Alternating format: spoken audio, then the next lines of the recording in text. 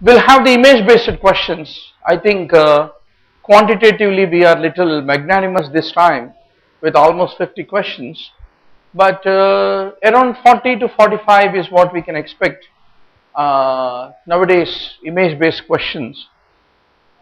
Next year onwards they are proposing to introduce video based questions, a clinical video. Be ready, huh? Technology is so groundbreaking that if we show you a hepatomegaly patient video, you should be in a position to recognize. So let's make the great beginning. Histopathology of the intracranial lesion is being shown to you. That whorling pattern is classical. You are able to see whorls, right, of meningioma. What is the most common location of meningioma? Typically parasagittal area is the most common point where you find meningioma. A 59-year-old complains of shortness of breath and chest x-ray of him has been shown to you. So what do you see in this chest x-ray? Basically, there is a calcification of the pleura, and this is a typical picture of a mesothelioma. The pleural involvement is characteristically present, and the histopathology conforms to the mesothelial cells. So mesothelioma. So what is the story about it? Mesothelioma does not frequently metastasize, but if it is in a localized form, resection is considered to be the important part of the treatment, is what I want to underscore to all of you. So yeah, a 50-year-old has worsening dyspnea, 1 month of duration. Chest x-ray has been shown to you. Then what is the most likely diagnosis? How do you like to comment this chest x-ray? So there are multiple bumpy lesions throughout both the lungs, which is characteristic of metastasis to the lung, is what I want to underscore to all of you. Then yeah, the case history has been given to you, and the patient's radiograph. Bilateral reticular nodular shadows are there, and on HRCT classically you are finding the interstitial involvement, which is a characteristic feature of interstitial lung disease. So what do you like to comment on interstitial lung disease? Typically, was it an except given or true statement was given? True. What is true about it was given, right? So if you look at the diffusion capacity of the lung of carbon monoxide, most of the pathologies which are causing pulmonary edema or interstitial fibrosis, they interfere with the carbon monoxide diffusion, and there is a decreased DLCO. So most hypoxic conditions have a decreased DLCO. But what is the only situation where DLCO increases? Whenever even emphysema decreases, where DLCO decreases. Whoever answers straight away will get the November 1st AIMS top 10 ranks. Online students, please punch your answer. All conditions leading to hypoxia. Great. So Vijay is ready for getting into the top 10 ranks in AIMS. Please give a big clap. Big clap. You know, you want to listen. What is Vijay's answer? Alveolar hemorrhage and pulmonary hemosiderosis. Whenever it is there, whenever bleed is there into the alveolar space, the hemoglobin in the bleed will suck the carbon monoxide. So that is the reason, though there is hypoxia, diffusion capacity of the carbon monoxide will increase. Understood not? In alveolar hemorrhage or pulmonary hemosiderosis kind of scenarios, there is a release of the hemoglobin from the broken RBCs that will suck the carbon monoxide. So carbon monoxide diffusion capacity increases in spite of hypoxia. That is what you need to basically remember. That's good, very good.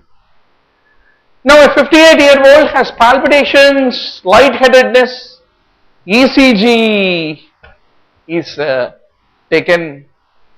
What is this ECG? What do you find in this ECG is an important question. First I will show you what you are finding here. In a QRS complex, you are having a very deep negative wave. Such a deep negative wave is fundamentally called as QS complexes, they are called. Then V5, V6 may what do you have? R, S, R pattern. R means positive, S means negative, R means positive. R, S, R pattern is what you are finding in V5, V6. Can you give me the board please?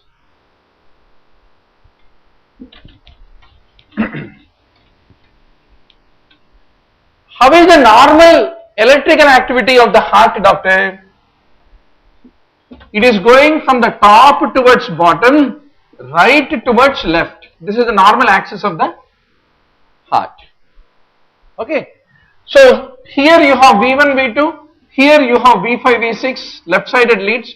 In the middle you are having V3, V4 looking to the interventricular septum. V1, V2 are right sided, V5, V6 are left sided leads. Left sided leads. Whenever there is a left axis deviation, how will you recognize left axis deviation? Two things will occur in left axis deviation. If there is a left axis deviation, the right sided leads will be crying. Why? Suppose somebody married, doctor. After marriage, the girl is in Hyderabad, boy is in Delhi. That separation is only smaller separation. But the girl is in Hyderabad, the boy is in New York. That is severe separation. So crying will be more. Of course, nowadays with Skype, people really don't want to live together. So left axis deviation means the axis is anyway going to left, but it gone too much left. That is the reason the V1, V2 will cry more. Crying is reflected by negative deflection. Right? So you have a very deep Q. Q is a negative wave. S is also a negative wave. When a deep Q without R, if it is there, that is called QS complex in the V1, V2. Then what do you get in V5, V6? Everything is coming towards it. It is very happy and jumping. If it is jumping, it is not simple R wave. A jumping wave will have R go down, then another R. R followed by negative wave is S, then followed by positive wave is called R. R, S, R pattern found in V5, V6 along with very deep QS wave in the right sided V1, V2 is basically called left axis deviation. Suppose if right axis deviation is there, how will you recognize it? You should also have some method of recognizing right axis deviation, no? Very simple. The same RSR pattern will be found in V1, V2. Suppose right axis deviation means instead of going like this, it is going like this axis. V1, V2 are on right side. They are happy and jumping. When the jump, what will happen? It is not simply R but R, S, R will come in V1, V2. And how will be V5, V6 will be showing whenever right bundle branch block is there. What will V5, V6 will show? They show W. W means there is a Q wave, then R wave, then S wave.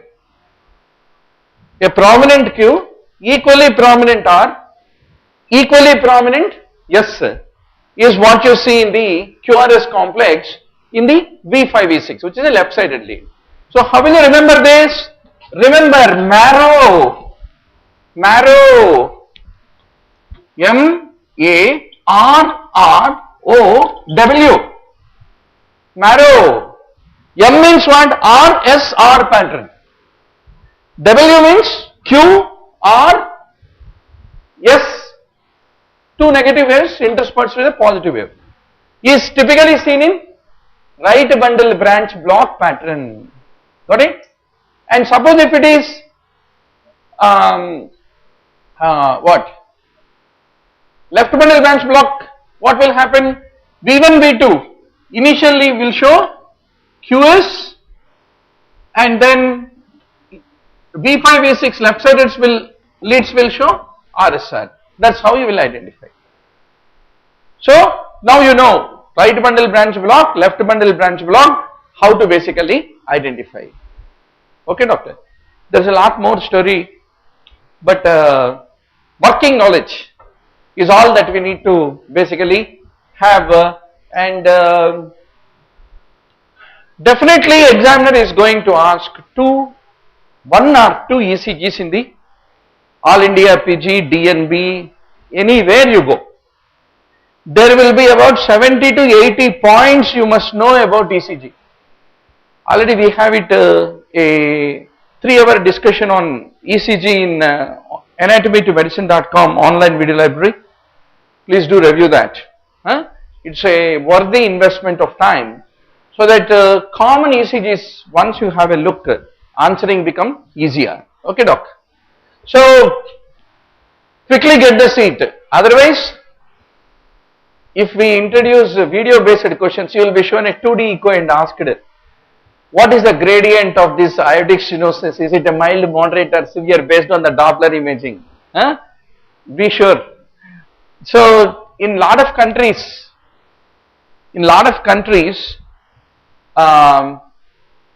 entry into post-graduation, you go to Russia or you go to Germany or any country, entry into post-graduation is easy. Only India we will restrict people from entering into post-graduation through a very cutthroat exam. Here exit is easy. 3 साल आपके चेहरे देखने के बाद professor cannot live anymore with you. He will be waiting when you will be out of the MD or MS. Other countries में exit become little challenging. They will really test that you understood and can diagnose and then send you out. And after sending also, they will make you to work another couple of years before calling you consultant, right?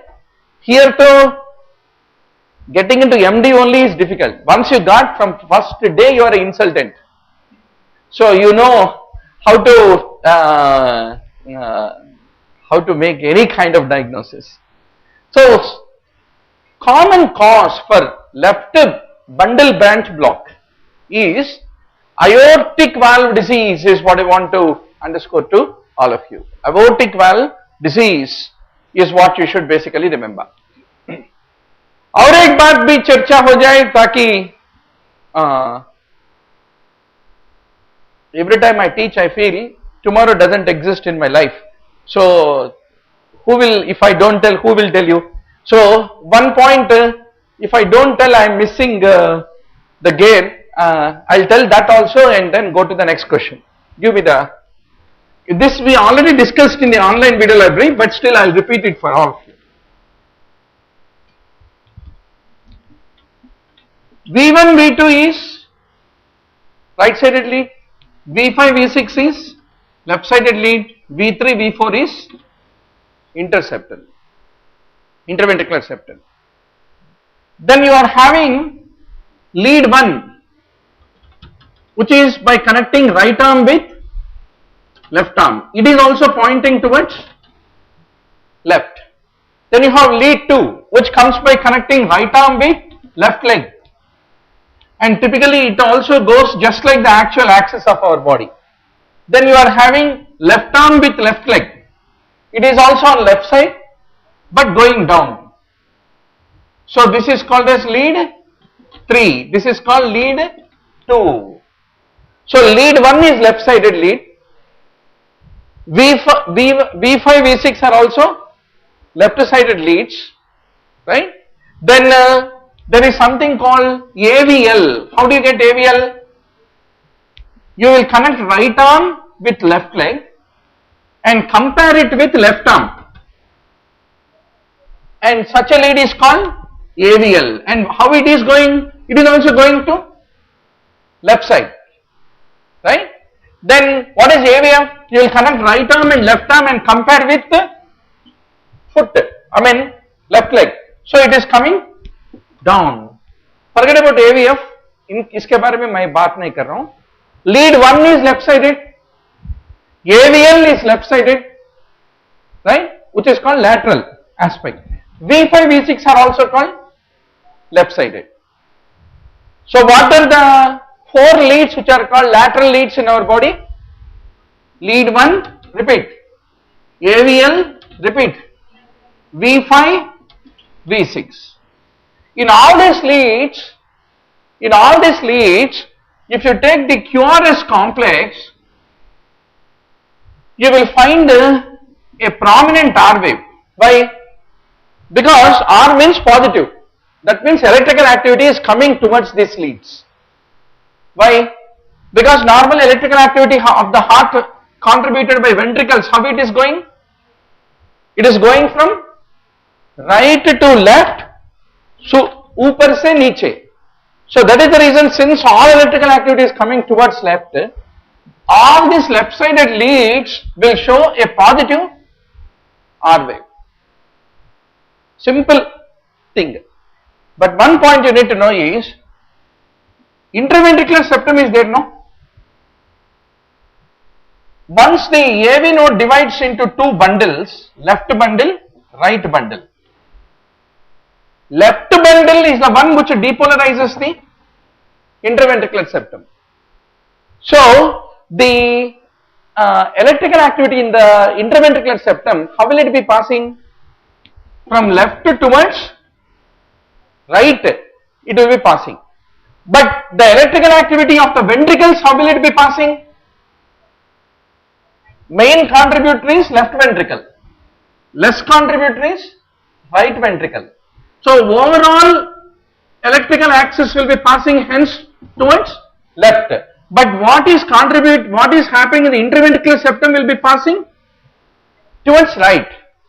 So that is the reason all these left sided leads, because the interventricular septal activity is leaving them, will show a negative Q before R. So which leads will show Q before R? 1, AVL, V5, V6, which are all left sided leads. You will never find a Q wave before R in right sided leads. What are right sided leads? Only 2 leads, V1, V2 are right sided leads. So you will never find it in V1, V2. What? Q. If any Q is found in V1, V2, it is abnormal. And normally you expect Q in V5, V6, 1 and AVL. But if they suffer, lateral wall suffers myocardial infarction, then this Q become a deeper Q. This Q become a fatter Q. मोटा हो जाएगा और deep हो जाएगा. Then that is called pathological Q wave, which occur whenever infarction of the lateral wall occur. Q wave is one of the important hallmark of transmural infarction of the myocardium. But normally Q will be there. But only when it becomes pathologically appearing Q wave in the lateral leads, then only it is significant. Now, if the left bundle branch block is there, what will happen? If the left bundle branch block is there, this electrical activity that is supposed to enter into interventricular septum doesn't enter. That means interventricular septum this time will get depolarized from where? From the right bundle. So it is traveling instead of from left to right, it is traveling towards right to left. That is the reason the normal Q wave which is seen in the lateral leads will be absent if there is a left bundle branch block. Now you understand? If the left bundle branch block is there, the normal Q wave which is because of what? Interventricular septal depolarization from left to right normally occur. That will be absent if the left bundle branch block is there, because if the left bundle branch block is there, the interventricular septum is no more depolarized from left to right. It is depolarized from right to left because of it is receiving electrical signal from right bundle. So what is another important feature to identify the left bundle branch block, doctor? Loss of normal Q wave which is seen in 1 AVL, V5, V6 which are the lateral leads is basically one of the very important feature. Here's what you need to remember. Simple, doctor. If you know your right hand right में है, left hand left में है, आपको ECG मालूम है. पहली बार ताज्जुब लगता, second time you will consolidate, few ECGs you see, third and fourth time you should start teaching others how to interpret ECG, right? But one question, but LBBB, RBBB, left anterofascicular block, left posterior fascicular block, only these blocks recognizing an ECG only is challenging. Remaining things like hyperkalemia lead to tall peak T wave, or inferior wall MI will lead to 2-3 AVF may changes, or MI changes, how to recognize MI, they are all simple things that you can actually do it. Don't forget, after going home, anatomy to medicine.com video library में, cardiology में, ECG का video सुन के next time you must come and tell you are ready for the game. So let us go to the next question, doctor. 62-year-old neurological evaluation, arteriogram is being shown to you. What is it showing? Occlusion of carotid, narrowing of carotid. Carotid ultimately supplies MCA, ACA. Vertebral arteries combine to form basilar artery which divides into posterior cerebral artery. So posterior cerebral artery is a part of posterior circulation. MCA, ACA is the part of anterior circulation. So what do you find in case of carotid occlusion? Carotid artery, what are the branches of internal carotid artery? It does not give any branches in the neck, but ultimately it will give branches inside the brain. Its end branches are MCA, ACA, but before giving MCA, ACA, it will give ophthalmic artery. So any carotid occlusion will lead to ophthalmic artery occlusion, that's lead to transient monocular blindness is the presenting feature. Whereas vertebro-basilar circulation get involved. Can you give me the board, please? Krishna is saying, sir, ECG changes in posterior wall MI, how will it be? Yeah, it's a ECG any day is interesting to discuss. But the point is we have to finish 200 questions now. Huh? So, I'm like, test discussion is like morning going to hospital. While you are going to hospital, only 10 things, 20 things will come and sit on your head. Your kid will say that today only parents meeting is there. Your grandpa will get a chest pain that time only. So that time you are stepping out of hospital. So, and you will discover that your apron is not dry cleaned. Like that, there is a lot of hurry to finish 200 questions. But my point is, Sunday mock test discussion is to alert you. जागो, जागो, पढ़ो, कहने के लिए है. It is not actually meant for discussion, but anyway, why did we come to this? Vertebral arteries combine to form basilar artery becomes posterior cerebral artery.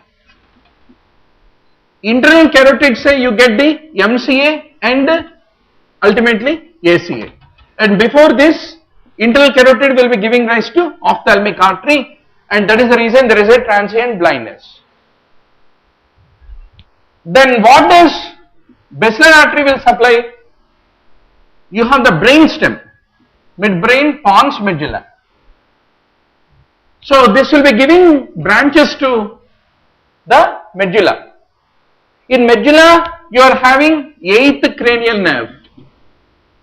8th is vestibulocochlear, and when vestibular nucleus get affected, you will get ataxia, vertigo, right? And the brainstem, you have got the 4th and 6th cranial nerves. If they get affected because of the basilar artery occlusion, there is a posterior circulation, then what will happen? You get diplopia. So diplopia, ataxia, vertigo, entire world is rotating, doctor, patient will be vomiting on your face. That dramatic scenario kahan rehta hai? It will be there in posterior circulation stroke. Patient with a hemiplegia will be lying down and asking, will you give mannitol or not? That is a situation of MCA stroke. And ACA, antecerebral artery, what will it do? Typically, you are having the homunculus. You remember the motor map of our body.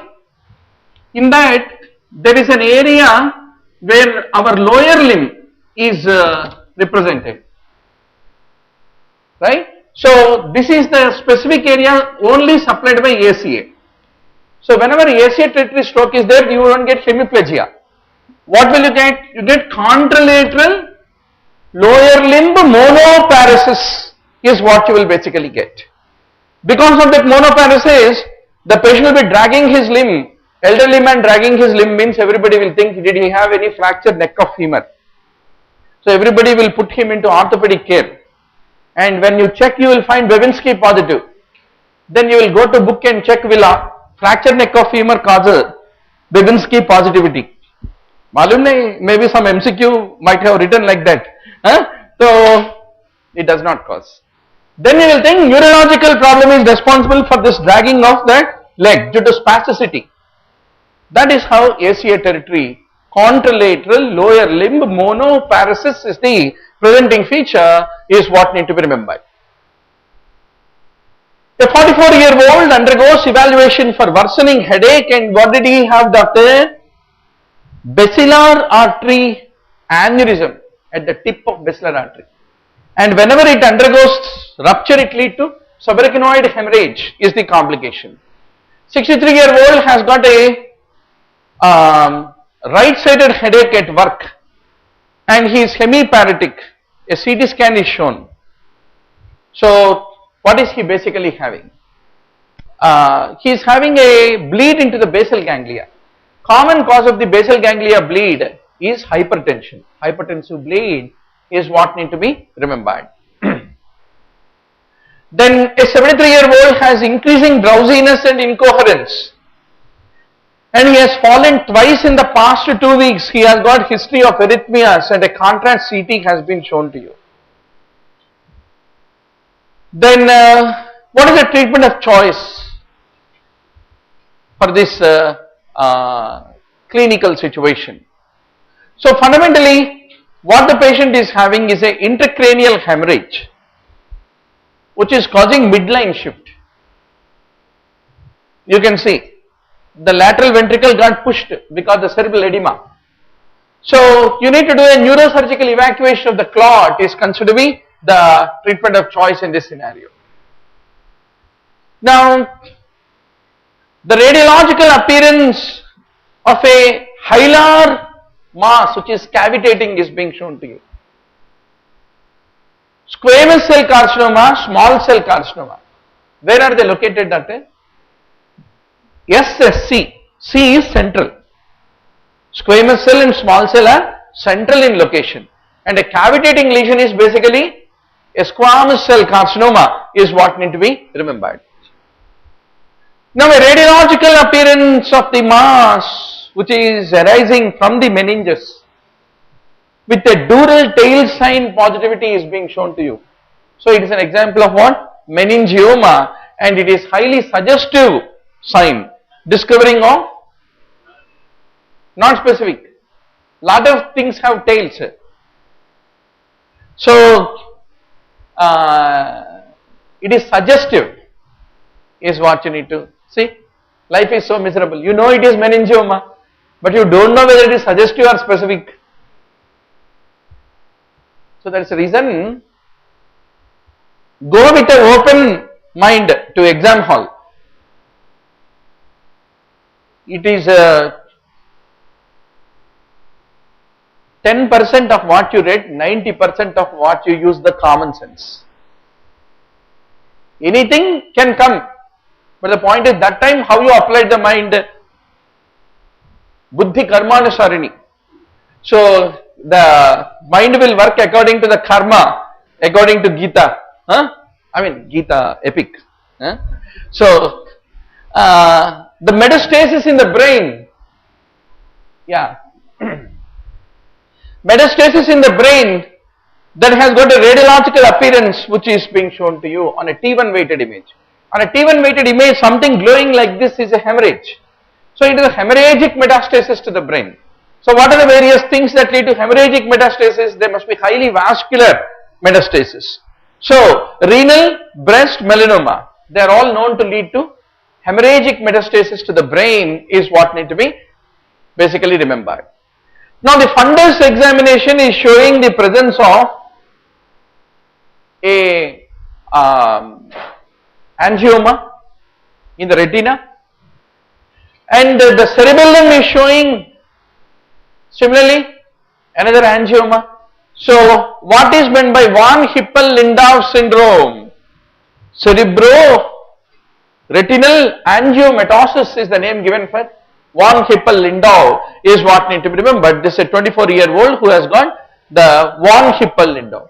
They will also have simple pancreatic cysts as a part of the package deal of VHL is what you need to basically remember. So retinal angiomata, cerebellar hemangioblastoma, endolymphatic sac tumors in the ear, pulmonary hemangiomas, liver hemangiomas, and pheochromocytoma, along with renal hemangioma and multiple pancreatic cysts. That completes the list of the package of von Hippel-Lindau is what need to be remembered. So what is the incorrect statement about abdominal mass whose histology was given? Abdominal mass with rosettes means only thing that comes to your mind is neuroblastoma. Anything else has come to your mind means you didn't tune your mind for entrance exam. So median age of diagnosis 2 years. Tumor calcification is an important feature, and invasion of the liver and kidney you can show it better if you do the MRI. Now a condition is being shown to you. What do you see here? Pineal gland calcification. Pineal gland calcification. It is considered to be pathological only if it occurs before what age is the question. Before 6 years of age, whenever it occurs, it is pathological. Otherwise, lot of people, pineal glands will be stormy, calcified, does not attach any medical significance. Then when you examine the back of this elderly man, what do you find? Stuck-on appearance it is called.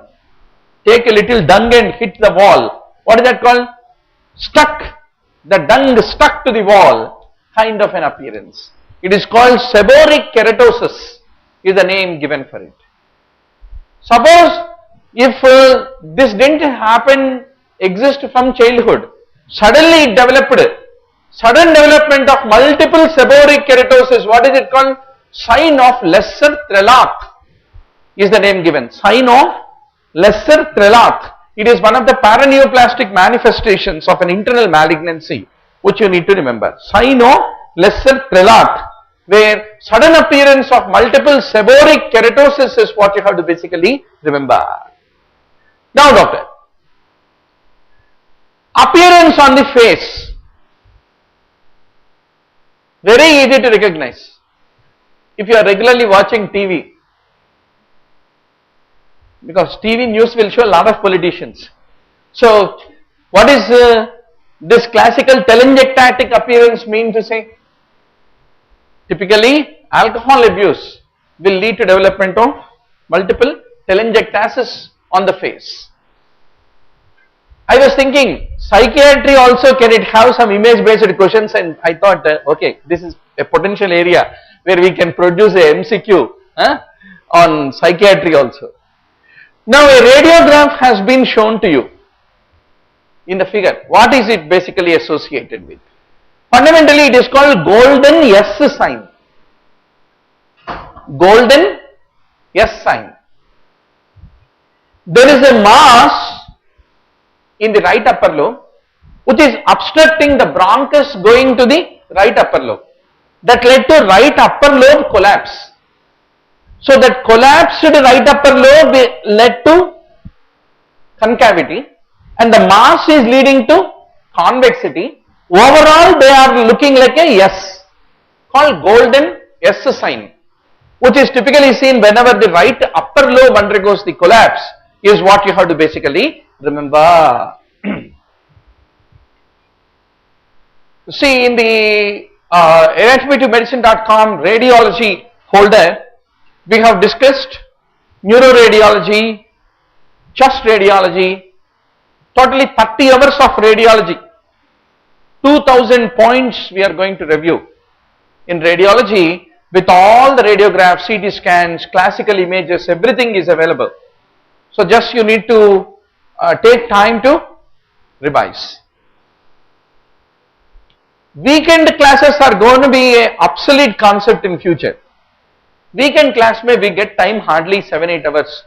They will constrict you into a room and then try to push the things. But that can never complete the subject. But online video library, you have got 25 to 30 hours each subject reviewed. So that if you invest your time on that, and another 10-15 hours if you do it for personal preparation, hardly 35 to 40 hours on each subject is more than enough for you to crack, right? So that is the reason flipped classroom. That means you want to prepare, you should have your own schedule, not follow the schedule given by any teacher, and discover out of the list of these topics what are my strong topics, what are my weak topics. Accordingly, you have the online video library available to strengthen wherever you are going frequently wrong. You need not even listen everything in the video library, and then quickly finish all 1100 topics and then get ready, keep testing every Saturday, Sunday, subject test, grand test, how you are improving, and take yourself forward, right? I hate to be taught but love to learn, said a great man. There is no teaching in adults, you are all adults now. So there is only learning, no teaching.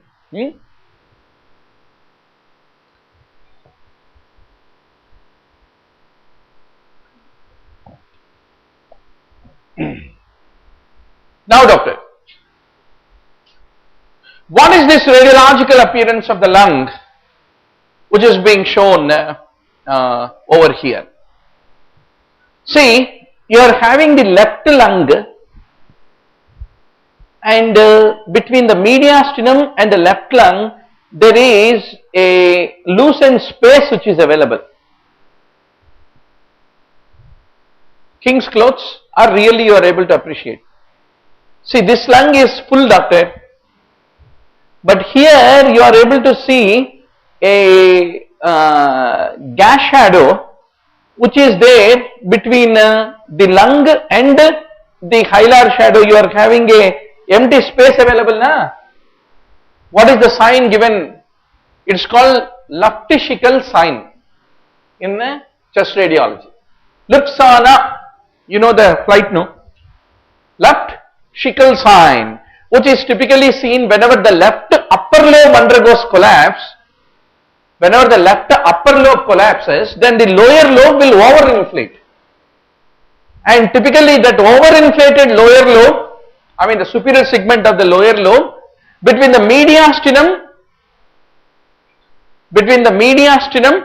and the collapsed upper lobe, this overinflated lower lobe will have a gap which is called Lakh sign, is what need to be remembered.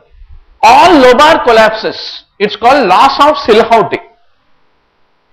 What are various silhouettes which are there, whose loss is indicative of which lobar collapse.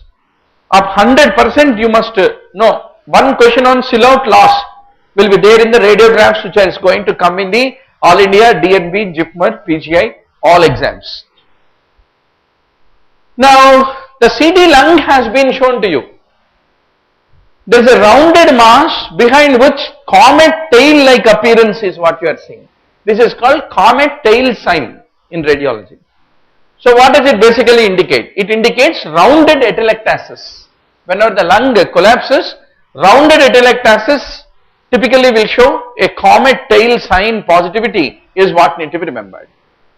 Now a single pulmonary nodule, SPN, diffuse calcification, laminated calcification, popcorn calcification, they are all what? Signs of benignancy of a solitary pulmonary nodule.